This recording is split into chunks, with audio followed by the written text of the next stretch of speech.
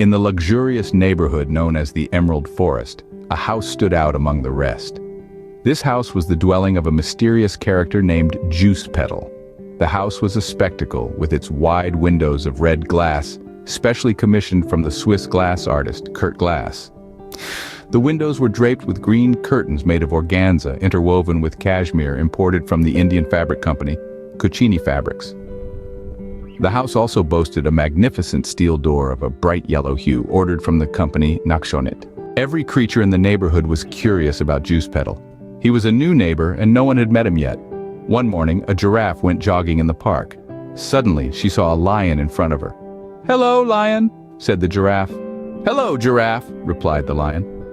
The giraffe asked, "Where are you going, lion?" The lion replied, "I'm going to find out who Juice Petal is. I'm also thinking about proposing a big real estate deal to him. I need a partner with strong financial backing." The giraffe, intrigued, asked, "Can I come with you, lion?" The lion agreed and they set off together. They walked and walked until they arrived at the house with the Swiss red glass windows, Indian green curtains, and the yellow Nakshonit steel door. The lion rang the small bell on the door. "Who's there?" came the voice of Juice Petal from inside the house. "It's us, the lion and the giraffe," they replied together. "What do you want?" asked Juice Petal. "We want to know who you are," said the giraffe. The lion whispered, "And offer you the deal of your life." There was a moment of silence, and then Juice Petal's voice came again. "I won't open the door. Nobody knows who I am. It's a secret." The giraffe asked the lion, "What do we do now?" The lion had an idea. "Let's hide behind that red hammer over there and wait for Juice Petal to come out of the house." They hid and waited, but the lion noticed something. "Giraffe," he said, "your head is visible. Juice Petal will see it and won't come out." The giraffe was disappointed. "What do we do now?" she asked. The lion had another idea. "Let's hide behind the statue of the Eiffel Tower in the garden," he suggested. They both hid and waited. After 15 minutes of nerve-wracking anticipation, the door of Juice Petal's house finally opened. They saw a white leg wrapped in expensive Armani trousers.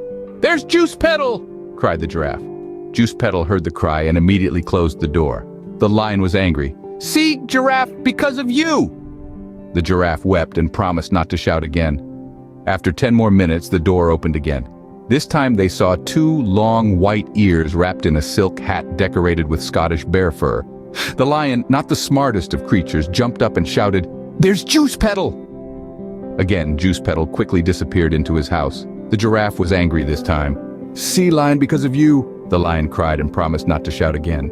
They waited and waited, and then it happened. The door opened, and there he was. Long white ears, white legs, and a small white body wrapped in an expensive Armani suit with a golden carrot print on the back. The lion and the giraffe hurriedly shouted together, "We know who you are, and you don't know where we are." Startled, Juice Petal looked around but couldn't see them. He asked, "Who am I? Let's see if you know." First, the lion tried to guess. You are the generous Bill Gates."